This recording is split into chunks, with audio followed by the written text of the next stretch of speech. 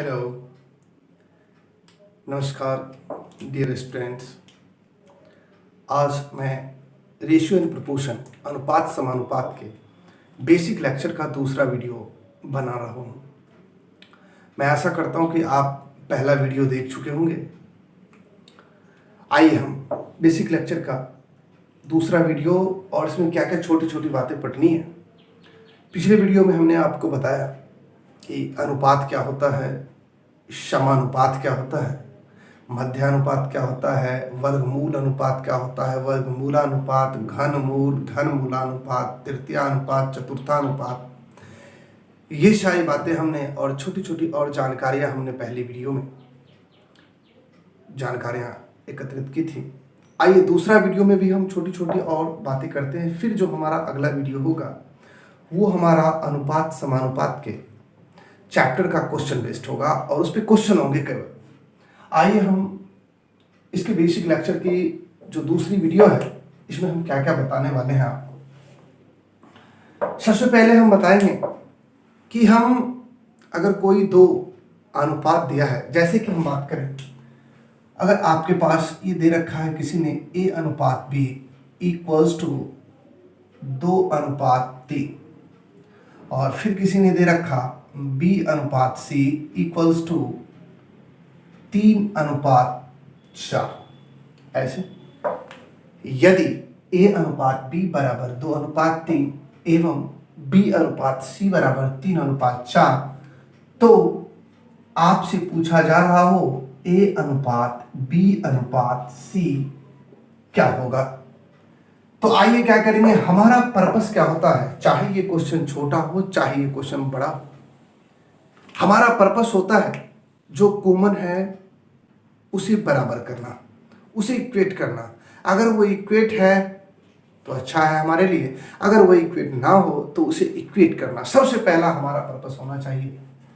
अब जैसे हम इसमें देखेंगे कि b इसमें भी है, b इसमें भी है, और भाई b के जगह इसमें यहाँ पे 3 है और यहाँ पे b के जगह 3 है, मीन्स b ऑलरेडी पहले से बराबर है। अगर पहले से बराबर है तो हमें कुछ करने की कोई ज़रूरत नहीं है, हम सीधा लिख देंगे a अनुपात b अनुपात c निकालना है। अगर ये b बराबर है तो ऐसे a के जगह आ जाएगा हमारा 2, b के जगह आ जाएगा 3 और c के जगह हमारा आ जाएगा 4 और ये हमारा आंसर हो जाएगा a अनुपात b अनुपात c बराबर 2:3:4। आइए दूसरे क्वेश्चन की हम बात करते हैं इसी बेस्ड पे। अगर ये क्वेश्चन दे रखा है इसमें बराबर था, आगे हम जो क्वेश्चन दे रहे हैं उसमें बराबर ना होगा। a अनुपात b इक्वल्स टू आपको दे दिया किसी ने 2:3 और b अनुपात c किसी ने दे दिया, मान लेते हैं 4:5 और फिर आपसे पूछा जा रहा है a अनुपात b अनुपात c क्या होगा। a अनुपात b अनुपात c क्या होगा। इसे बनाने के बहुत सारे तरीके हैं। उन तरीकों में से मैंने जो एक तरीका ढूंढा है वो काफ़ी ही आपको मज़ा आएगा, देखेंगे काफ़ी आसान है। ठीक है, आइए मैंने क्या बोला, मेरा पर्पस है इसे बराबर करना। ये अनुपात समानुपात में थ्योरी तक सीमित है ये बातें, कि मेरा पर्पस है कि जो कॉमन है उसे हम बराबर करेंगे। बराबर करेंगे तो कॉमन है, अगर मान लीजिए मैं ही यहाँ हूँ और मैं ही फिर आगे किसी फंक्शन में शामिल हूँ, मेरा उम्र अगर आज तारीख कोई सी भी हो, अगर आज मेरी उम्र 30 साल 6 महीने 4 दिन है, अगर शाम को मैं रहूँगा या 1 घंटे बाद कहीं और हूँ तो वहाँ भी मेरी उम्र इतनी ही होगी। तो मेरा कहने का मतलब कि जो कॉमन है उसे बराबर करेंगे, मेरा पर्पस ये है। अब देखिए बराबर करेंगे, यहाँ पे भी है 3, यहाँ पे भी है 4, तो सबसे पहला तरीका होना चाहिए हमें b को बराबर करना चाहिए। 3 को 4 बनाएंगे या 4 को 3 तो बड़ी मुश्किल सी बात है, तो हम 3 4 का एलसीएम 12, दोनों को 12 बना देते हैं। 12 बनाएंगे तो ये 3 को करना पड़ेगा 4 से गुना और 4 को करना पड़ेगा 3 से। अगर इसे 4 से करेंगे तो अनुपात कहता है कि 1 में आप गुना नहीं कर सकते, वो जिससे संबंधित है उन सब में आपको गुना करना पड़ेगा। क्योंकि कल हमने बताया था कि अनुपात में किसी संख्या को, अगर किसी अनुपातिक संख्या को किसी संख्या से गुना कर दिया जाए तो उसके परिणाम पर कोई फर्क नहीं पड़ता है। गुणा कर दिया जाए, भाग कर दिया जाए, कोई फर्क नहीं पड़ता। आइए, जैसे इसमें हमने 4 से किया तो इसे भी हम 4 से करेंगे, इसमें हमने 3 से किया तो इसका अनुपात इस 5 से है तो इसमें भी हम 3 से करेंगे। और अब देखेंगे कि भाई यहाँ पे भी था कॉमन हमारा भी, यहाँ भी था, यहाँ भी 4 तिया 12, यहाँ भी 4 तिया 12 बराबर हो गया। तो हम आसानी से लिख सकते हैं a की जगह 4 दूना 8, b की जगह 12 और c की जगह 5 तिया 15। और इसे देखें, अगर छोटा हो रहा है तो सही बात है, छोटा हो रहा है तो छोटा कर लें, और अगर नहीं हो रहा है तो ये हमारा आंसर हो गया 8:12:15। ये है तरीका, थ्योरी बेस्ड तरीका। क्या हम ऐसे ही करते रहेंगे हर जगह? नहीं। आइए इसी क्वेश्चन को हम दूसरे तरीके से कैसे करेंगे उसे देखते हैं। इसी क्वेश्चन का सेकंड मेथड हम आपको बता रहे हैं और जो कि बहुत ही मजेदार है, देखेंगे तो बहुत मजा आएगा।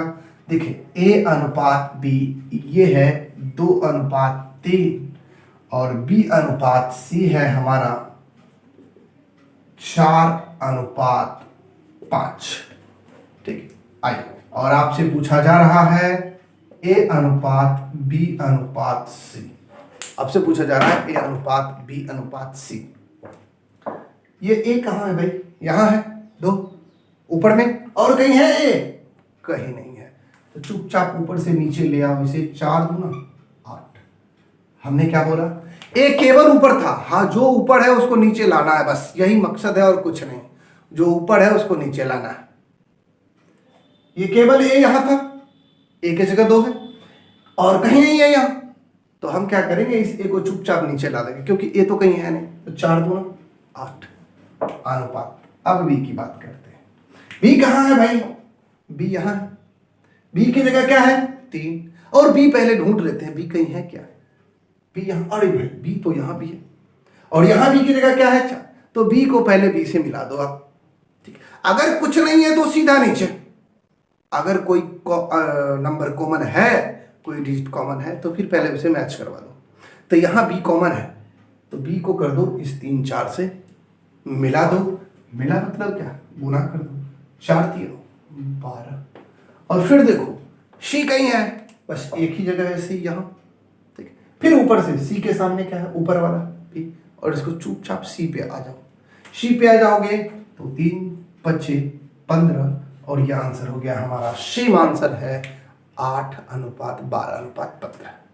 ओके, आइए इसी तरीका को फॉलो करके हम अभी 4 वाले की बात करते हैं। जैसे ये कह देगा अगला क्वेश्चन हमारा कि a अनुपात b बराबर 3:4 हो, b अनुपात c बराबर 2:1 हो, c अनुपात d बराबर 5:7 हो, तो a अनुपात b अनुपात c अनुपात d फाइंड करने के लिए। ठीक है, देखिए हम कोई अब फॉर्मूला का यूज नहीं करेंगे, बस इसी प्रोसेस का यूज करेंगे। जो है उसे उससे मिला दो और नहीं है तो चुपचाप नीचे उतार दो। ठीक, आइए जैसे ए की बात कर रहे हैं तो आप ए देखेंगे केवल और केवल यहां है, और कहीं है भाई ए? कहीं नहीं है। तो ए को उतार दो, 3 दूना 6, 6 पचे 30। कितना हो गया? 6 पचे 30। क्या बोला हमने? 3 दूना 6 पंचे 30। उतर गया। अब देखते हैं बी की बातें करते हैं। बी देखें आप, यहां है और यहां के बाद ये बी यहां है ना? ए भाई बी को चलो इससे पहले मिलाओ, और कहीं है बी? नहीं है तो चुपचाप उतार दो। अगर नहीं है तो नीचे उतर जाएगा, है तो मिल लेगा। आइए, तो 4 दूना 8 पंचे 40। फिर रेशियो अगला शी की बात करेंगे। शी कहां है? यहां है। तो भाई जब भी शुरू होगा तो ऊपर से ही, बस ये बी से ये सी पे आएगा ऐसे, और फिर देखो सी को दोस्त मिल गया, इधर भी है सी, और फिर नीचे खत्म। तो 4 यहां सी, 4 एकम 4 और 4 पंचे 20, तो हम कहेंगे 4 पंचे 20। ये सी का भी बात खत्म। आइए अब डी की बात करते हैं। डी को देखिए, कहीं कुछ नहीं है तो ऊपर से चुपचाप इसको ले आओ नीचे। ऊपर से नीचे 4 एकम 4 सते 28, और यही अनुपात है हमारा ए अनुपात बी अनुपात सी अनुपात डी का। इसे छोटा कर दें, छोटा कर सकते हैं, 4 से नहीं कटेगा, 2 से कट जाएगा।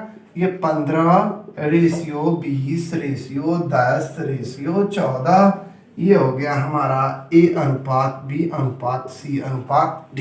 15:20:10:14। ठीक है, आइए आगे की बातें करते हैं अब हम फिर अगले क्वेश्चन की।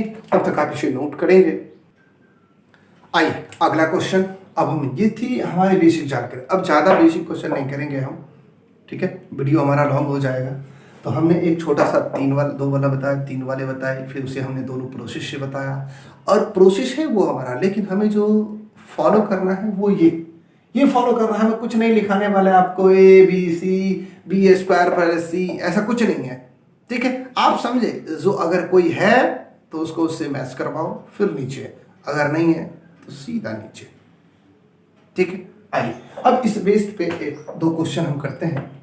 आइए, क्वेश्चन है हमारा A अनुपात B plus C equals to 4:5 और C अनुपात A plus B equals to 7:11। आइए इसे कैसे करेंगे, कोई बताएगा हमें। टिकेगा यहाँ पे A B C, यहाँ भी है, यहाँ भी है A B C। गौर से देखेंगे A B C तीनों में है। यहाँ देखेंगे इस तीनों को जोड़ेंगे तो A plus B plus C, इधर भी जोड़ेंगे तो A plus B plus C।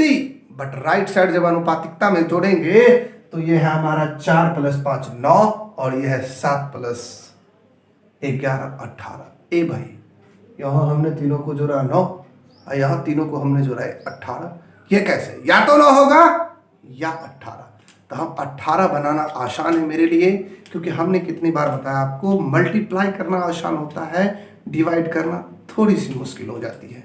तो हम मल्टीप्लाई में ज़्यादा बिलीव करते हैं। आइए मल्टीप्लाई को ज़्यादा फोकस करते हैं। इसे हम क्या करेंगे, ये है हमारा 9, ये है 18, इसे कर देंगे 2 से गुना, ये हो गया हमारा 18 हो गया। अब ये 2 से गुना क्या हम ऐसे ही लड्डू की तरह 2 से गुना कर दिया, हो गया? नहीं भाई, 2 से गुना तभी इन सभी में 2 से करना पड़ेगा। ये आ जाएगी 2 से गुना यहाँ, 2 से गुना यहाँ, तब जाके आएगी ये हमारी 4 गुना 8 और जोड़ 5 गुना 10 बराबर 18। तब आएगी हमारी 4 गुना 8 जोड़ 5 गुना 10 बराबर 18। ठीक है, अब ये 18 आ गए। अब यहां से हम देखते हैं भाई A की जगह क्या है 8, A की जगह क्या है 8। यहां से कुछ भी पूछा जा सकता है, जरूरी नहीं है आपसे क्या पूछा, क्या क्वेश्चन हमने नहीं लिखा। Find B ratio A plus C बराबर क्या होगा, कुछ भी पूछा जा सकता है आपसे ABC का अनुपात पूछा जा सकता है, आपसे B² अनुपात A प्लस C पूछा जा सकता है, आपसे C इंटू A अनुपात B पूछा जा सकता है, कुछ भी पूछा जा सकता है। आइए तो A देखेंगे, A की जगह क्या है 4 गुना 8, A की जगह हमारा क्या है 4 गुना 8 और C की जगह क्या है हमारा 7, तो C की जगह है हमारा 7 और B की जगह कितना हुआ ए भाई, ये तीनों मिलके क्या है हमारा A plus B plus C, तीनों मिलके है हमारा 18। A हो गया 8, C हो गया 7, तो 8 7 15, तो B कितना बचा हमारा 3, B कितना बचा 3। और आपसे क्या पूछा था B अनुपात A प्लस C, इसे पुट कर दें। B की जगह आप पुट करेंगे 3 अनुपात A की जगह पुट करेंगे 8 प्लस 7 C की जगह, तो 3 अनुपात 15, इसे काटेंगे तो ये आएगा, छोटा करेंगे 1 अनुपात 5, ये हमारा आंसर होगा 1 अनुपात 5। आइए नोट करिए।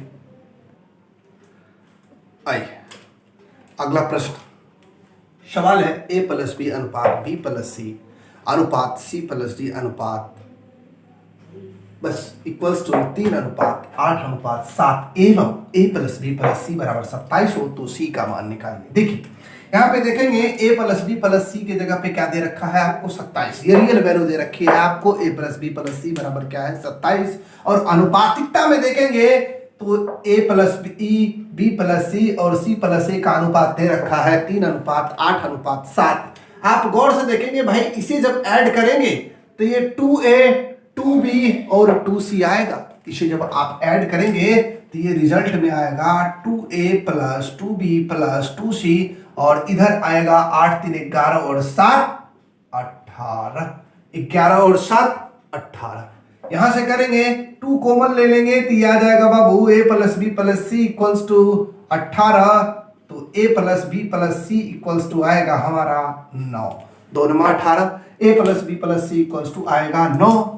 ये अनुपातिकता है, ये जरूरी नहीं है आप 9, ये उचित मायने में 9 नहीं है, 9 यूनिट है, 9 k है, 9 x है, 9 y है, 9 z है, कुछ भी है इसके साथ एक यूनिट लगी हुई है। और ये जबकि हमारा a प्लस बी प्लस सी जो 27 है ये हमारा रियल है, बट ये हमारा रियल नहीं है, ये यूनिट है। हो सकता है आप इसे k के टर्म में लिखें, हो सकता है कोई टीचर आपको x के टर्म में लिखाए, हो सकता है ये आपको यूनिट के टर्म में लिखाए, बट कुछ तो है इसके साथ लगा हुआ।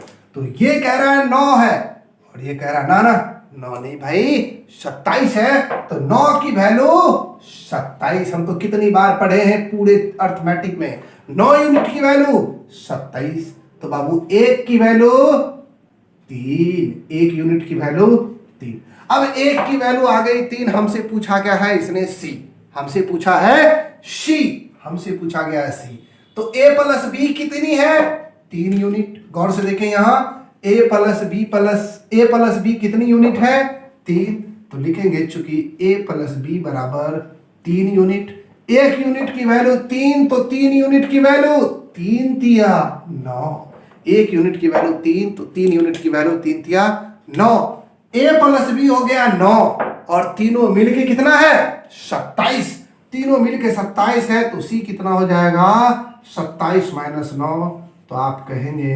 18।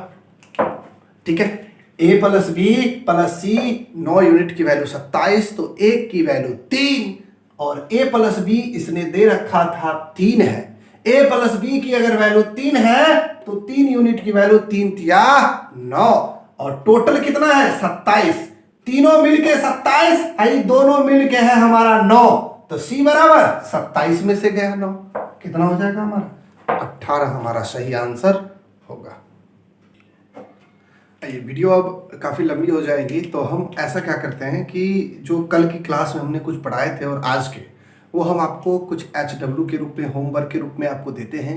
आप उस क्वेश्चन को सॉल्व करके आप हमें कमेंट बॉक्स में आंसर को टाइप करेंगे। ठीक है, आइए हम कुछ क्वेश्चन नोट करते हैं, उसे आप आंसर को कमेंट बॉक्स में ज़रूर टाइप करें। 2 क्वेश्चन हमने आपको होमवर्क के रूप में दिया, जिसका आंसर आप कमेंट बॉक्स में जरूर टाइप करेंगे। a अनुपात b बराबर 7:5, b अनुपात c बराबर 3:4, c अनुपात d बराबर 2:1 हो तो a अनुपात b अनुपात c अनुपात d क्या होगा। और दूसरा क्वेश्चन जो कल की क्लास से था, मध्यानुपात हमने आपको बताया था, तो 3 + √2 एवं 12 माइनस √32 का मध्यानुपात क्या होगा। 3 + √2 एवं 12 माइनस √32 का मध्यानुपात क्या होगा। ये 2 क्वेश्चन हैं। Thank you for watching. आप ऐसे ही चैनल पर बने रहें, आपको अगली वीडियो पर डे एक वीडियो आपको मिलती जाएगी। ठीक है, और हम कोशिश करेंगे कि जो भी चैप्टर हम स्टार्ट करें उसे हम 0 से पूरे अपर लेवल हीरो लेवल तक आपको बताएं, चाहे वो CGL मेंस के जो भी सवाल होंगे वो सारे सवाल आपको कराए जाएंगे जो भी इस चैप्टर से रिलेटेड होगा। ठीक है, थैंक यू, बाय बाय।